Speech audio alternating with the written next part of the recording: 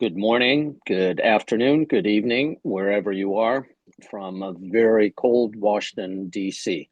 The Arms Control Association is pleased to present today an expert panel on the upcoming expiration of the New START Treaty and what happens next. The New START Treaty went into effect in 2011 and reduced the size of the deployed arsenals of the US and Russia to the lowest point since the beginning of the Cold War. However, this treaty is due to expire in just 15 days and cannot be extended. President Putin did propose last year that the two countries agree to observe the most meaningful part of the treaty, the central limits on deployed weapons, in order to buy time to negotiate a new agreement. Other than one remark to a reporter, President Trump and the United States administration have not responded to Russia and not responded in any formal way. So we're here today to talk about what are the consequences of the expiration. What does it mean for a new nuclear arms race involving the world's greatest nuclear powers? What should the US and Russia seek to do today? We have a great panel of experts that I will introduce as I call on them.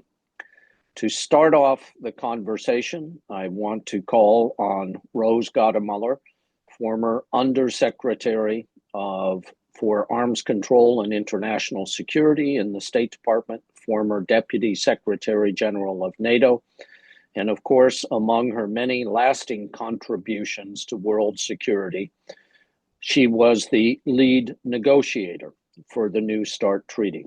So Rose, I'll ask you to start off in telling us how we got here, but more importantly, what comes next. Thank you very much, Tom, and thank you to Daryl Kimball and the whole community at ACA. I really appreciate this opportunity, and I love being on this panel with my fellow panelists. It is a terrific group, just as you say. I thought that I would start by saying, let's get one thing straight. No one is talking about extending the New START Treaty. There's a kind of confusion. I'm glad you also in your early remarks pointed this out. The treaty will go out of force on February 5th, 2026, just over 2 weeks from today. President Putin's proposal was to extend the limits of the New START Treaty for 1 year. Just as you said, this does not require any negotiation. Both Putin and Trump could simply declare their intention to continue to abide by the New START limits: 1,550 warheads, 700 delivery vehicles, 800 launchers. This handshake arrangement could hold until one side declared its intention to leave the limits or started building up beyond the agreed numbers and the other side noticed through its national technical means of verification.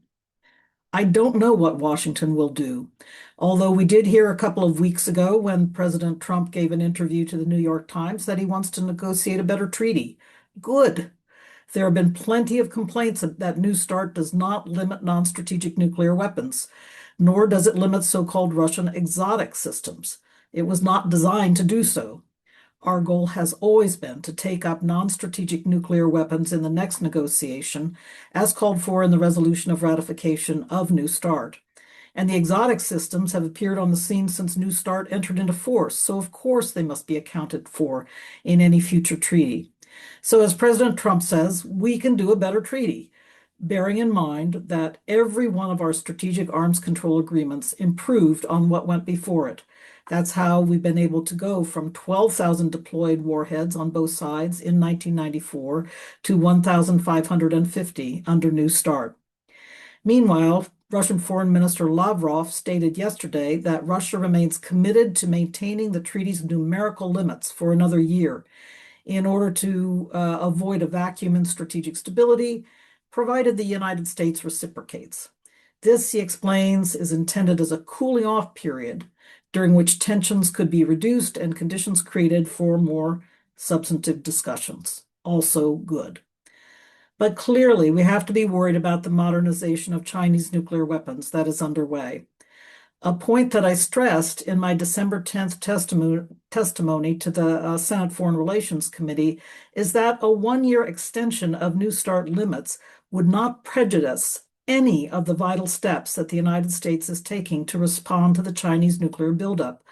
We must continue to plan against it and work carefully to determine what capabilities will be needed, including in the realm of uploading warheads. Indeed, the period will buy extra time for preparation without the added challenge of a Russian Federation newly released from New START limitations embarking on a rapid upload campaign. This would not be in the U.S. interest, and it was an issue that was pointed out in the Strategic Posture Commission report 3 years ago.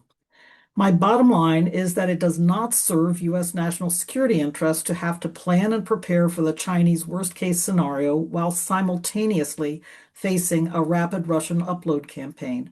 The Russians have the capacity and experience to succeed in such a campaign. It will be much better for us to keep them limited for at least another year while we continue to plan and prepare for the Chinese threat.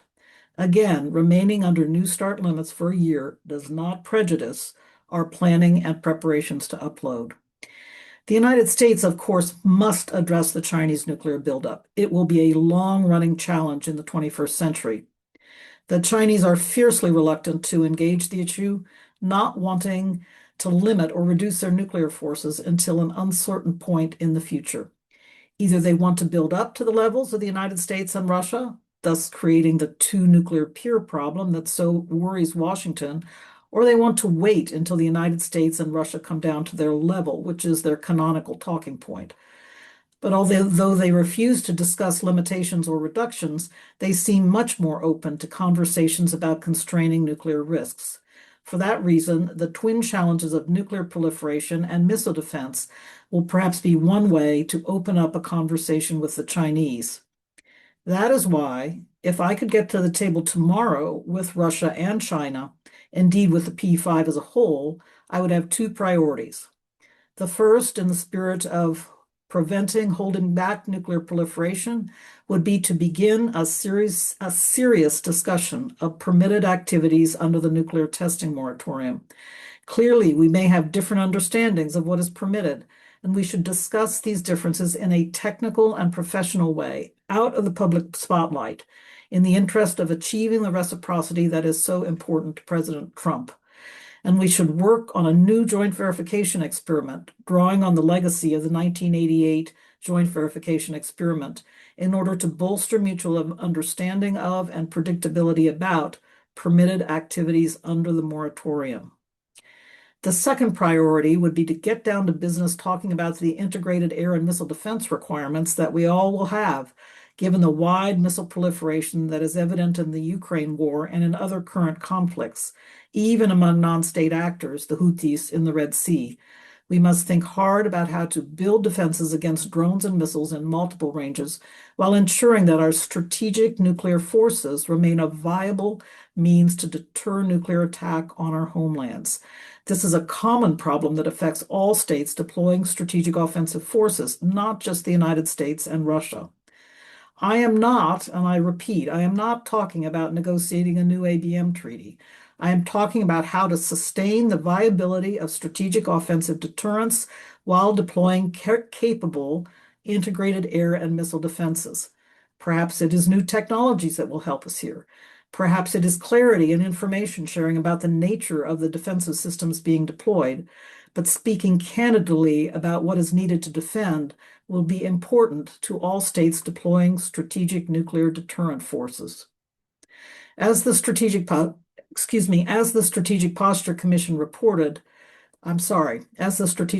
Commission recommended, I support building integrated air and missile defenses against limited conventional or nuclear coercive attack.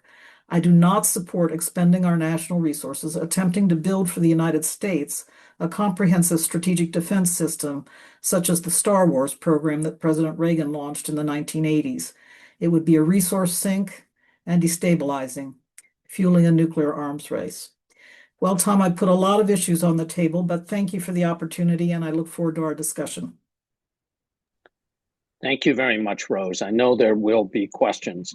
And before we go to our next speaker, let me note that for participants in the chat, you will find some resources from the team here at Arms Control Association, including Rose's recent article on this topic. If you have a question for Rose or any of the participants who are about to speak, please put it in the Q&A function. And after the speakers are finished, I will relay your questions to the appropriate speaker. Our next speaker is an alumnus of the Arms Control Association, currently at the Rand Corporation, and the best person I know to talk about the practical results of the New START expiration in terms of changing nuclear posture by the US and Russia. So it's a pleasure to introduce Kingston Reif. Take it away, Kingston. Well, thanks very much, Tom, for the invitation. It's a pleasure, as Rose said, to be in such great company, including, I must say, the company of two Rand alums in Rose and Christine. I was asked to address the questions of what could the United States and Russia do to increase the number of deployed strategic weapons after New START expires, whether this is necessary or not, and address how any changes to U.S. force numbers might impact the U.S. nuclear modernization effort. At the top, I want to say that any views I express are mine alone and don't reflect the views of the Rand Corporation or any of its sponsors. So first, what could the United States and Russia do to increase their deployed strategic forces in the absence of New START?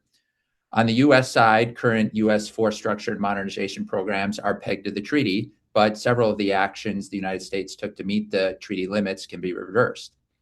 On the delivery system side, the United States could reactivate 4 submarine-launched ballistic missile tubes on each Ohio-class submarine, reverse the conversion of roughly 30 B-52H bombers from a nuclear to conventional-only role, and add 50 ICBMs to 50 silos kept in a warm, non-deployed status. This would add roughly 130 deployed delivery systems above the 700 permitted by New START. On the warhead side, warheads from the reserve stockpile could be uploaded to ICBMs and SLBMs.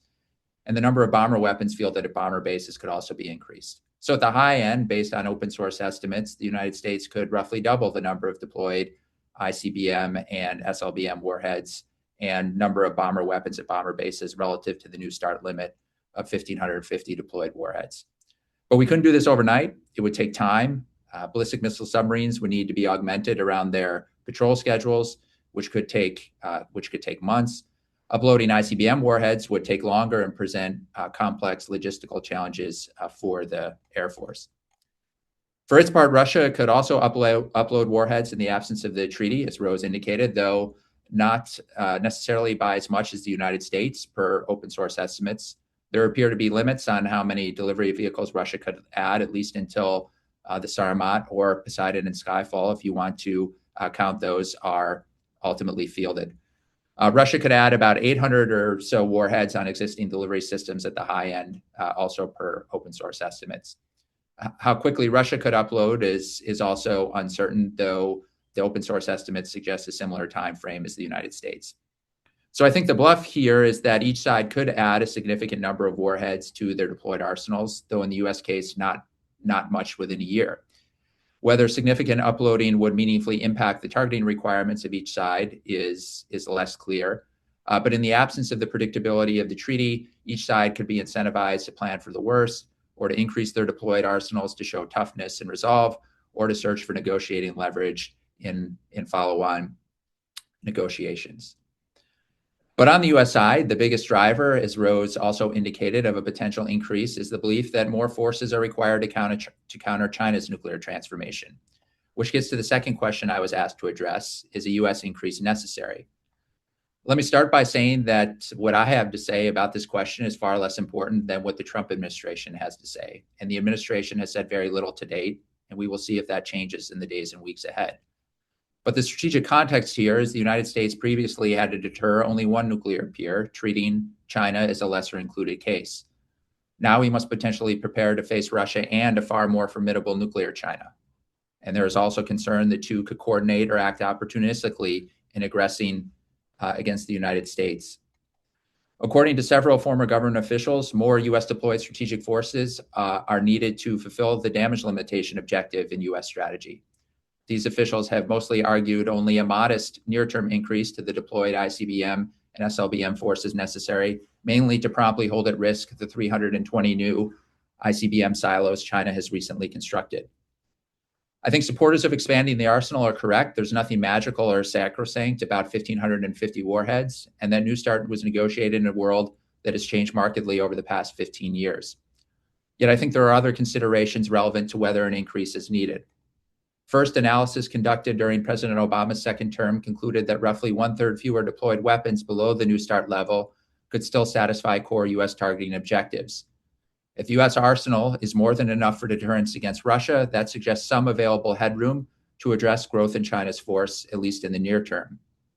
Second, if a U.S. decision to grow the deployed force triggers offsetting responses from Russia and China, that could erase any relative advantage we might have gained from an increase. Third, is an increase necessary on a day-to-day peacetime basis? The force can be generated and uploaded to higher levels in a crisis or escalating war. The counter to this, of course, would be that there might not be enough lead time to upload in those scenarios. Some analysts also assert an increase is needed to create leverage for future arms control negotiations. Whether uploading reserve warheads would influence Moscow or Beijing depends on how they factor these warheads in their threat assessments. Meanwhile, building new strategic systems beyond the current U.S. nuclear modernization plans isn't possible for probably another decade and doesn't seem to offer near-term bargaining value. And I'll come back to the modernization program very, very soon. In addition, decades of U.S. nuclear superiority didn't bring Beijing to the table, and Russia repeatedly conditions progress on addressing additional non-treaty limited types of nuclear weapons on U.S. missile defenses and advanced conventional strike capabilities. Even if growth isn't required in the near term, might there come a point where it could be? If China builds up its warheads and launchers to the high end or beyond current projections, the case for a U.S. increase would seem to be stronger. But if China levels off at 1,000 operational warheads and current levels of launchers, the case for holding steady would seem to be stronger. Ultimately, where one falls on the sufficiency question depends greatly on how one assesses the conflict scenarios the United States and its allies need to be prepared to deter and respond to, and the associated employment objectives, posture, and force structure one believes is required for deterrence in these scenarios. And I think reasonable people can disagree on these determinations and how much risk is prudent to accept, given competing priorities. So the last topic I was asked to touch on is the implications of a leveling up of the deployed strategic force for the ongoing U.S. nuclear modernization effort. Geopolitical risk is not the only challenge facing the U.S. nuclear enterprise. For example, the ongoing modernization program will yield fewer delivery systems on submarines than today's arsenal, as the new Columbia-class SSBNs will carry 8 fewer missile tubes than their Ohio-class predecessors. This means any significant uploading of warheads on SLBMs today could be challenging to sustain a decade from now. The modernization program also faces mounting execution challenges and delays. The available options to expand U.S. strategic forces, therefore, over the next 10 years are largely limited to the options I mentioned earlier, namely reversing New START conversions and uploading warheads.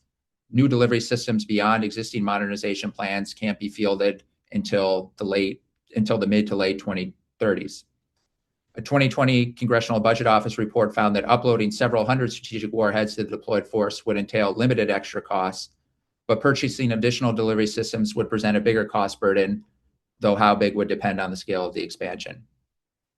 So the confluence of the growth in China's forces and modernization transition risks means any uploading to address one of the risks would reduce the ability to address the other, as well as any unforeseen technical problems to the functioning of a type of delivery system or warhead, or operational risks due to advances in adversary capabilities. All of which I think supports the benefits of using arms control as a tool to keep Russia's force in check and at least attempt to bring greater transparency to China's arsenal plans. So with that, I'll stop there and look forward to the Q&A discussion. Thanks, Tom. Thank you. Thank you very much, Kingston. It's my honor now to introduce Christine Wormuth, who previously served as the United States Secretary of the Army. Recently, she took over as the Chief Executive Officer of the Nuclear Threat Initiative and leads NTI's important work globally in reducing the risk from nuclear and other weapons of mass destruction. Welcome, Christine. Thanks for joining us. Thank you, Tom. I'm happy to be here, and it's great to be with Daryl and Kingston, my RAND colleague, and Rose. Terrific to be with you. And Rose, we have to thank you for all the incredible work you did negotiating New START to begin with years ago. I really wanted to take this time to make three quick points. First of all, the strategic environment has gotten a lot more complicated since New START came into force and was extended the first time. And I think the challenge is really how to deal with that complexity. And both Rose and Kingston have talked about that a little bit. You know, we now have a world where China is joining Russia as a major nuclear power. You know, they're not yet a true peer to the United States, but they're on their way. And of course, China and Russia now have a so-called without limits partnership. Basically, the United States doesn't have the luxury anymore of focusing almost exclusively on Russia. We're also in a world where relationships with Russia have obviously deteriorated very significantly in the last several years, and relations with China are quite tense, both in the security and economic domain. China, as this audience probably knows, has not been interested in coming to the table to talk about its intentions or plans around nuclear weapons. I've had the opportunity to be in government talks with the Chinese, and I've seen that disinterest or reluctance firsthand. But I would note that despite China's continuing reluctance to come to the table, I think it's critical that the US government keep pressing for talks for all of the reasons that Rose spoke to. And that's part of the reason why we at NTI continue to hold talks outside of government channels to try to gain understanding and insights into Chinese thinking and actions in the nuclear arena. In our view, taking up Putin's invitation to informally, if you will, continue aspects of New START, and frankly, improving on his offer is still an opportunity for the Trump administration to keep some informal limits on at least parts of the Russian nuclear arsenal, while giving the opportunity to jumpstart new talks with the Russians aimed at developing a more comprehensive agreement.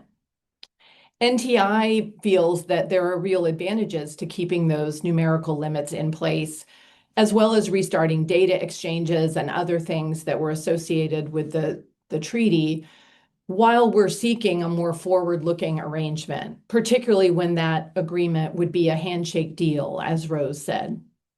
But it may be that this administration feels like doing so would somehow constrain the United States relative to China as they continue their buildup. As Rose mentioned, President Trump obviously made some comments in the New York Times interview, and I've had conversations with folks that indicate to me the thinking right now in the administration is not to take up Putin on his offer. President Trump clearly believes he can get a better agreement and seems to want to get an agreement with both China and Russia.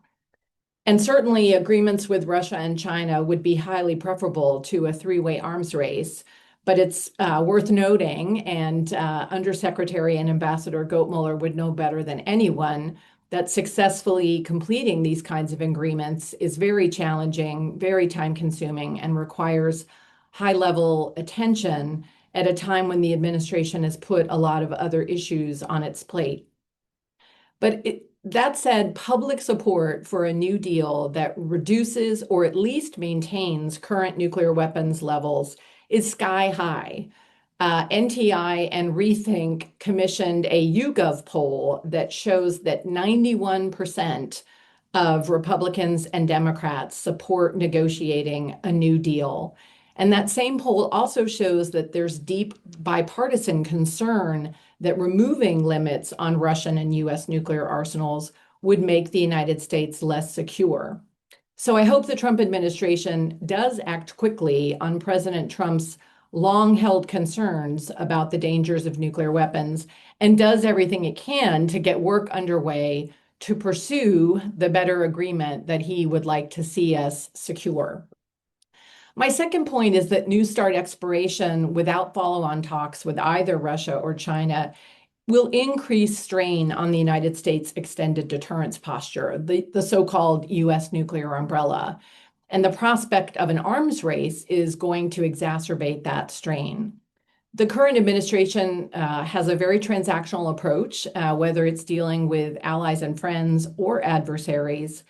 And I think, in the context of decreasing American support to Ukraine, looking at how the Europeans and NATO are described in the new national security strategy, and the ongoing, frankly, surreal discussion around Greenland, really is causing many Europeans to ask themselves, how confident do they feel that the United States would extend its nuclear umbrella in the event of a crisis?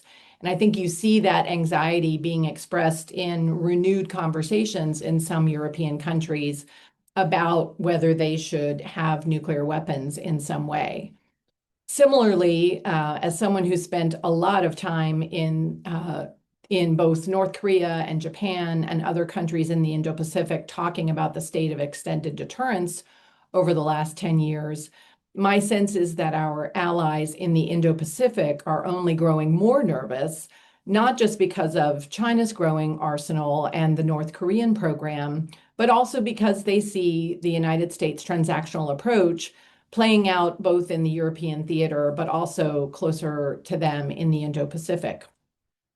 And moving into a renewed period of unconstrained arms racing would certainly put more strain on the nuclear umbrella. And I think everyone in the nuclear community, regardless of whether you think New START should expire or not, would agree that friendly proliferation is not desirable and is not in the U.S. interest. The last point I wanted to make picks up on some of the things that Kingston was talking about, is that as a former service secretary, albeit one that didn't have responsibility for a leg of the triad, I feel obligated to point out the very real budgetary challenges associated with a new potential arms race or a period of nuclear buildup. I support a strong defense, I always have, and I very much support a strong nuclear deterrent. The best way to avoid a war is obviously to deter one. But as this audience knows, the existing nuclear modernization program of record is already a major chunk of the defense budget. And Golden Dome, if it's even technically achievable, will require hundreds of billions of dollars, if not more than $1 trillion.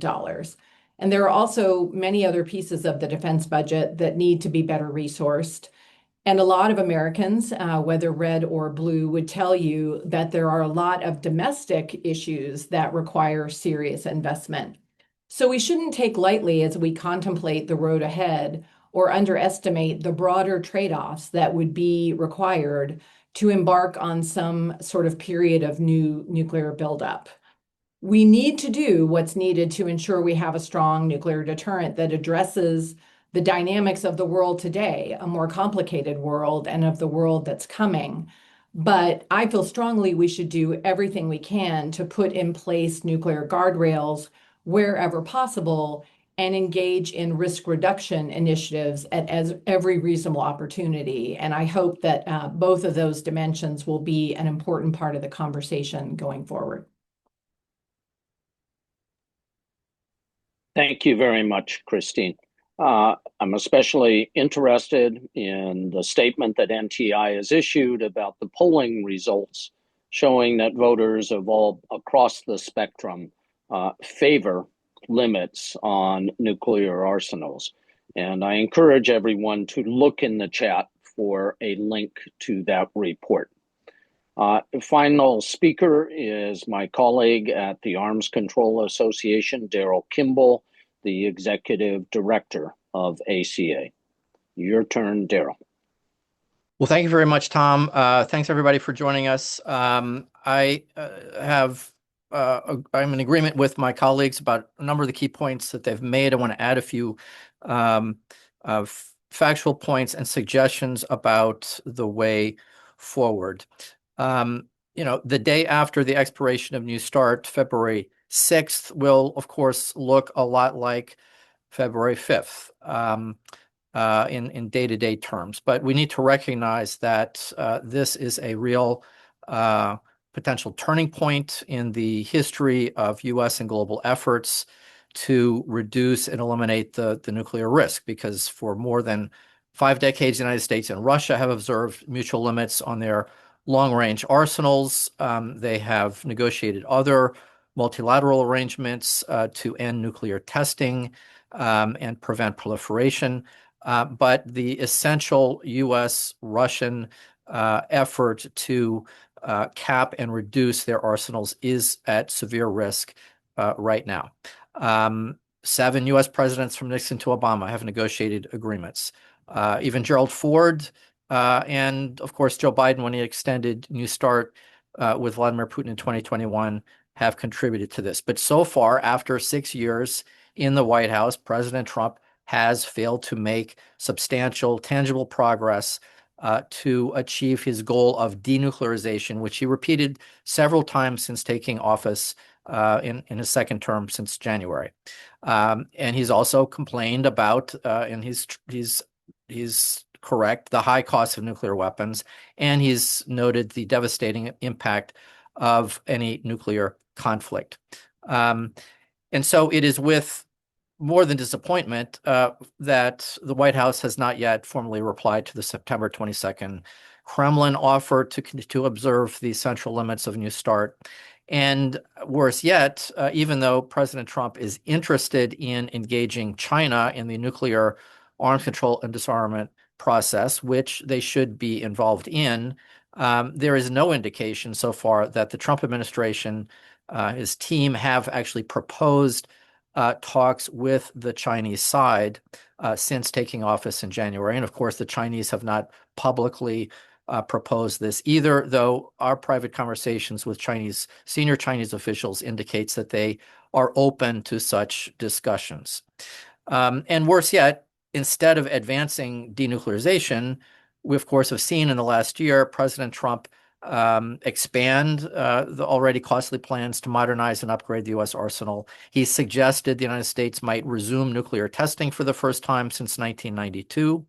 And he is, of course, pursuing this unworkable, unaffordable national missile defense scheme known as Golden Dome that will, if pursued, undermine space security and actually encourage our adversaries to build up their offensive nuclear arsenals to counter any U.S. added missile defense capabilities. So the stakes are high. As Kingston Reif mentioned, the United States and Russia are capable of significantly increasing their deployed strategic arsenals through uploading. I would just note briefly, and Kingston laid out some of the key issues and questions, that more nuclear weapons will not make anyone safer. In our calculation, deploying additional U.S. nuclear weapons will not change President Xi Jinping's calculus or President Putin's calculus in any future war scenario, and would rather open the door to an unconstrained three-way arms race. In addition, the continuing failure of Beijing, Moscow, and Washington to engage in good faith arms control and disarmament negotiations violates their obligations under Article 6 of the Nuclear Nonproliferation Treaty, which over the long term has been undermining the value and viability of this critical pillar of the international security architecture. So what can be done? Despite all this, as Christine said, as Rose said, it is still possible for President Trump to translate his vague denuclearization talk into tangible arms control action. And that, of course, is going to require sustained progress and planning, a serious policy framework, expert negotiators, and a willingness to engage in give and take with the other side. So far, there's very little evidence of any of that, but it is still possible for the president to make progress moving ahead. And he still has a chance, despite not replying to the very common sense, reasonable, if limited offer from Putin to continue to respect the New START central limits, to do so. The United States and Russia do not and should not begin to upload warheads for many of the reasons that Kingston outlined and that Christine suggested could be problematic. Instead, they could and should respect those limits and direct their teams to immediately begin talks on a new, more comprehensive agreement or agreements to address the difficult issues. Rose outlined some of them: limits on strategic arsenals, the delivery systems and the warheads, new restrictions on intermediate range missiles in the absence of the INF treaty, new understandings and transparency measures on tactical nuclear weapons, and serious discussions on common sense limits on strategic missile defenses. And they also need to engage in a serious way on other nuclear risk reduction measures, such as implementing joint measures to mitigate the risks of artificial intelligence integration in nuclear command and control. Now, President Trump has talked about involving China. How can this be done in a serious way, a practical way? He tried unsuccessfully in his first term to invite the Chinese to talks with Russia on New START extension. That was an abysmal failure. The Chinese position has not changed since then, and they're not going to, anytime in the near future, engage in three-way talks, mainly because the United States and Russia have, for the time being, much larger arsenals and differently allocated on their forces. Instead, President Trump might, working with Putin, state that the United States and Russia are not going to increase their arsenals, engage in a follow-on agreement, and call on China, as well as France and the UK, to freeze their forces at the current number of strategic launchers. And I would just point out that the United States and Russia today have fewer than 800 total strategic launchers. China has an estimated 550 strategic launchers, or the capability to deploy them. And France and the UK have a combined total of about 100. So a mutual freeze on strategic launchers would not adversely affect any one country's ability to deter attack, and it would be very simple to implement if the five sides could agree to that. So with the NPT coming up, a couple of final words. Without any sign from Washington or Moscow that there will be further discussions on nuclear arms control, the NPT review conference in 2026, which will begin on April 22nd, will be a very unsuccessful engagement. Trump and Putin and Xi could seek to issue a joint statement expressing their willingness to engage in bilateral or multilateral discussions to advance their Article 6 disarmament obligations. And ideally, they, along with the UK and France, could reiterate their commitment and their obligation to respect the global moratorium on nuclear test explosions established by the Comprehensive Nuclear Test Ban Treaty. And all five sides do agree on what that treaty prohibits. It prohibits activities that could produce a self-sustaining nuclear chain reaction. And they could engage in technical talks to build confidence about what kinds of activities are going on at the sites, former test sites, and to ensure that they are compliant with the CTBT's restrictions. So it's past time to translate President Trump's denuclearization rhetoric into action, and it's clear from the very encouraging polling results that the Nuclear Threat Initiative released today that the American people demand no less. Thank you, Tom.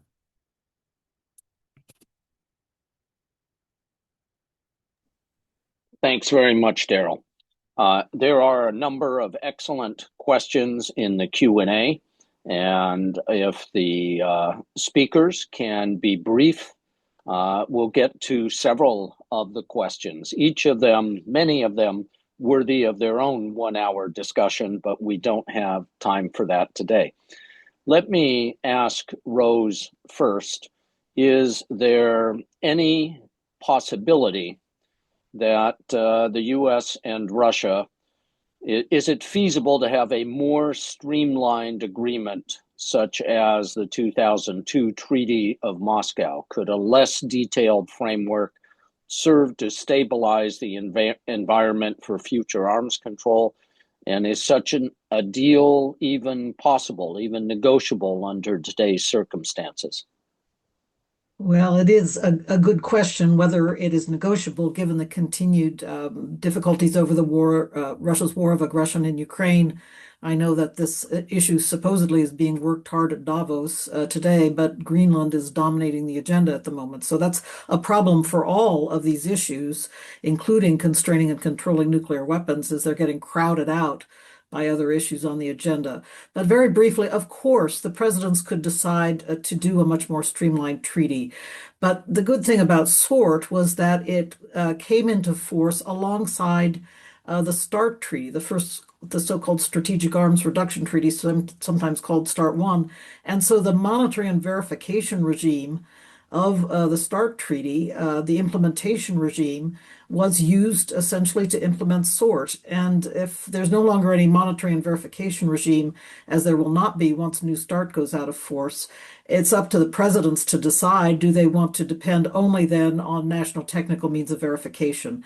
If that were to be the case, I would urge that at an absolute minimum, in a new streamlined treaty on the SORT model, that there be an article that calls for non-interference with national technical means of verification.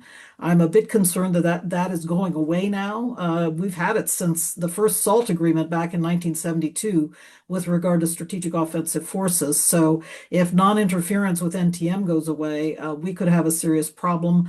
So I'm hoping that the two sides will continue to abide by that long-standing tradition, but also that it could go in a fairly streamlined way into a streamlined treaty. Thanks very much. Christine, a question for you. It asks, can you expand on how you think the lack of arms control strains U.S. extended deterrence in the Indo-Pacific?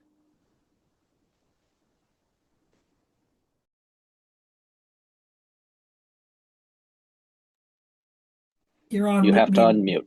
Okay. Sorry, happy to be the one on the panel that's like a technical dummy.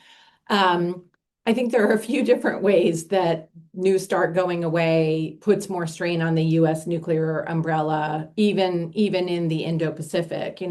First of all, in general, there's just going to be less stability around the U.S. nuclear posture, the Russian nuclear posture. There will be less visibility into those two postures, less transparency around what we're doing. And frankly, countries, I think, feel more confident and comfortable when they have more visibility and transparency into a particular situation. And if the United States moves into a period, with Russia and China of some sort of a buildup, that again is going to, I think, create uncertainty in the minds of our allies in the region, particularly when coupled with the Golden Dome program, which is there's frankly not a lot of transparency around what the Department of Defense and the administration is doing with Golden Dome. But I think it's fair to say, many countries will have questions about that, what that means for them, what it means for the stability of nuclear relationships between nuclear weapons states. It also could create a situation, as I alluded to, in terms of the money side of this, is it's important that we make some conventional investments in our forces in the Indo-Pacific. And everything, again, I can speak very directly from my experience as a service secretary. Where I spend that incremental dollar is a real question. And every dollar I'm spending on a nuclear buildup is a dollar I'm probably not spending on some conventional capabilities that are equally important. And I think when you couple that with the kind of behavior that the United States is demonstrating on the world stage right now, where we are, moving away from longstanding alliances that have served our interests very, very well, those two dynamics broadly put a lot of strain on the U.S. nuclear umbrella. Thank you very much.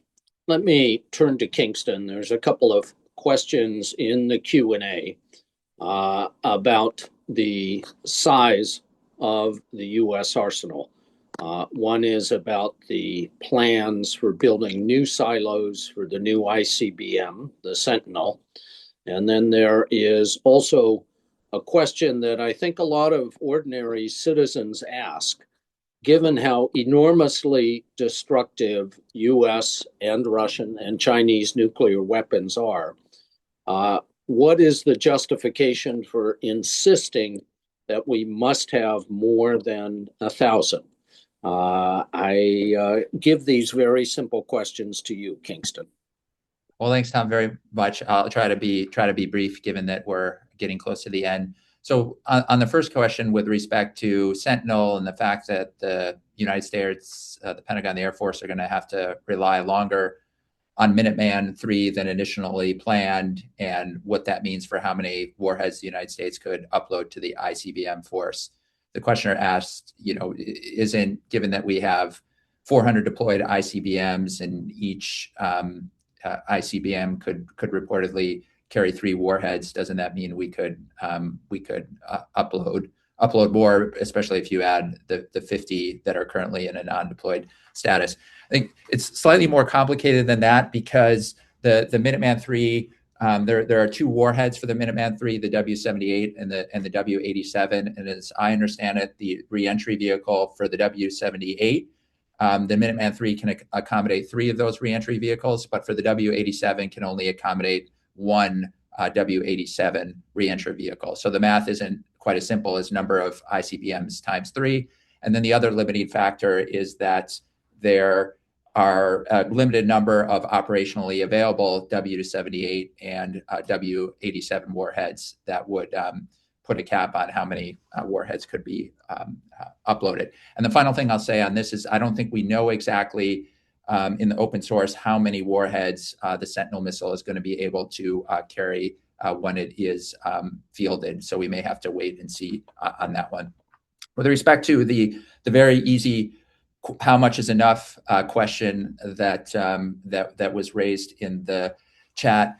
So again, this gets to, what does one think is required to deter attack against U.S. nuclear armed adversaries? What is necessary to extend deterrence to the number of allies that the United States extends deterrence to?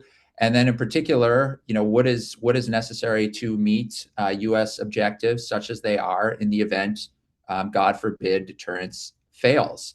And longstanding U.S. policy to meet these objectives has been, briefly, to be able to maintain a secure second strike in the face of a large-scale attack against the United States and potentially the U.S. nuclear arsenal.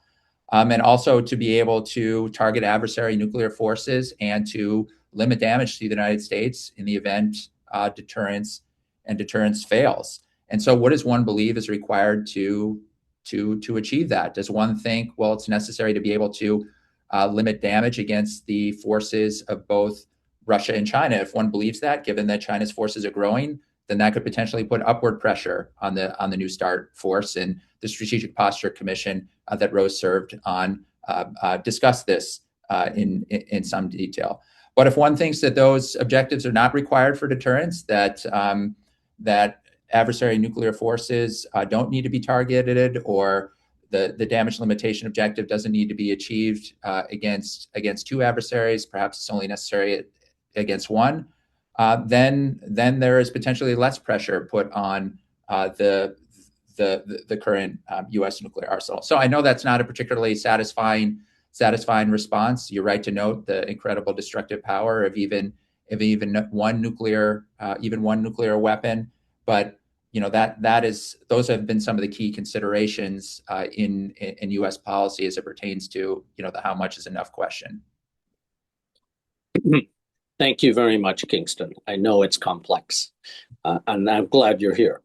Now, Daryl mentioned the upcoming Non-Proliferation Treaty Review Conference in April and May of this year. And so a couple of the good questions in the Q&A also raise this important event and the connection to the expiration of New START. So in a moment, I'll ask Rose and then Daryl to comment on that. First, I'll offer my own comment. The last truly successful review conference meeting was in 2010.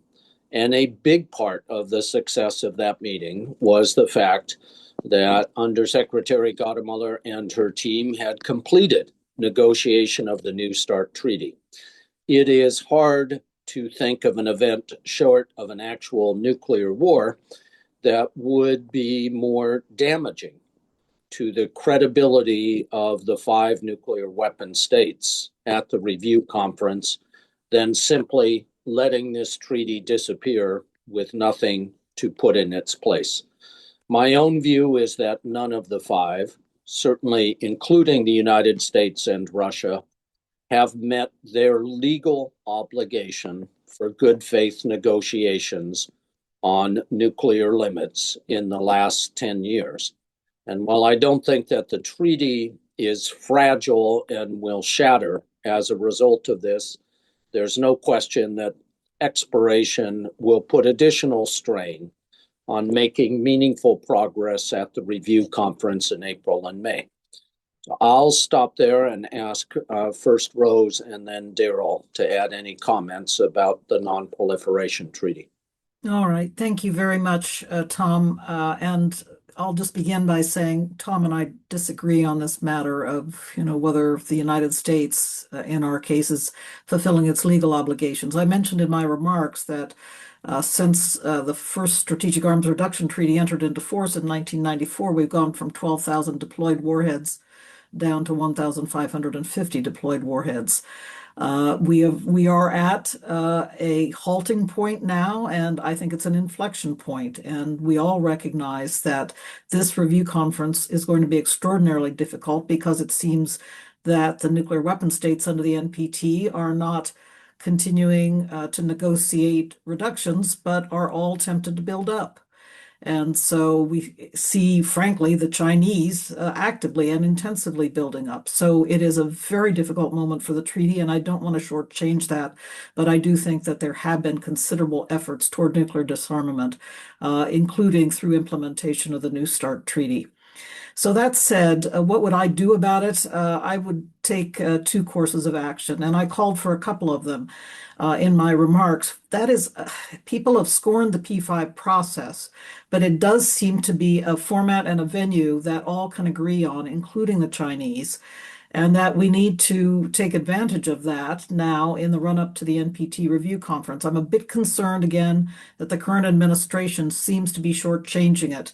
But what I hear from the Chinese is that as long as they have the umbrella of the P5 format, they're willing to talk in different groupings, in bilateral groupings, in trilateral groupings.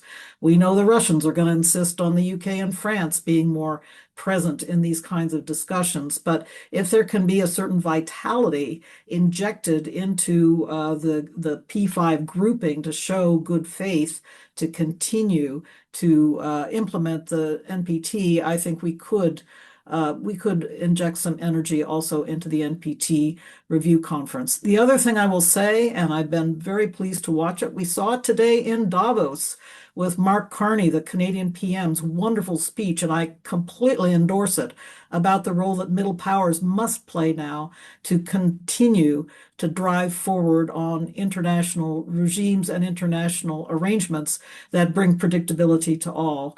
And we hope prosperity on the economic side. So I do see that those in the global south have been redoubling their efforts to work in the NPT setting, as well as many of them, of course, work in the TPNW setting, the ban treaty setting. But I think leadership from others, in addition to the nuclear weapon states, will be not only important, but vital to driving the agenda forward at this point. Well, I would agree with Rose that the middle powers are going to be very important, have a very important role at the NPT review conference, which takes place every 5 years. As an American citizen born in Canada, I too was glad to see Mark Carney speaking up about that. But in terms of the NPT review conference, I mean, I think it is unlikely, given what we saw 5 years ago at the previous review conference, that a meaningful consensus final document is possible due to the ongoing disagreements over the war in Ukraine, which touch upon issues relating to peaceful nuclear uses in the Zaporizhia nuclear complex. We're likely to hear the Chinese and the Russians complain about U.S. deterrence, extended deterrence commitments, and deployments of tactical nuclear weapons in Europe. So I would not expect a consensus final document. I think the most useful and meaningful and productive outcome would be for the vast majority of states to speak up strongly and clearly about the urgent need of the United States, for the United States and Russia and China in particular, to meet their Article 6 obligations to engage in good faith negotiations and to uphold some of their previous commitments, specifically regarding the Comprehensive Nuclear Test Ban Treaty. I think at the very least we can agree, whether it's a legal violation or not, the United States and Russia and China have not made significant progress on nuclear disarmament since Rose and her counterpart in Russia negotiated New START. And the conference will be about what have you done for us lately and what is happening in the world today. And it's going to take higher level attention on the part of the president, Xi Jinping. They are going to be meeting just shortly before the NPT review conference. It is possible for them to come up with a joint declaration, maybe with Putin, that creates some positive momentum on their obligation to productively and seriously engage in arms control and disarmament talks. Thank you, Daryl. We are about to close, and I apologize we couldn't get to all the good questions in the Q&A, but I'm still going to throw one impossibly complex one to Rose for a very brief, impossible answer. And that is, one of our participants asked the question, could it be politically more feasible for the U.S. to focus on an agreement with China as the next step in arms control if U.S.-Russian relationships are too overburdened? Quick answer. Thanks. I actually like that question very much because I do see in the course of some conversations in the so-called track 2 with the Chinese a burgeoning interest in engaging on nuclear risk reduction topics. And I think if we were able to engage early, I point out with Xi Jinping and President Trump perhaps meeting even 4 times this year, if you include APEC in China and the G20 in the United States, as well as 2 bilateral summits, there could be a real opportunity for some progress if they get to this topic on the agenda and it doesn't get pushed to the back burner. Thank you. I always like to end on a note of optimism.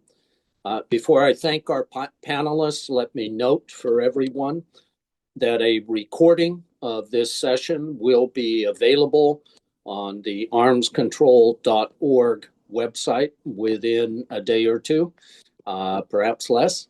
I want to remind everyone that ACA is dependent upon the support of contributors, both individuals and foundations, for continuing this excellent work. And I urge you to make a donation, again, at www.armscontrol.org. Let me thank very much Rose, Christine, Daryl, and Kingston for your participation and the clarity of your answers today. Thank you. God bless you all.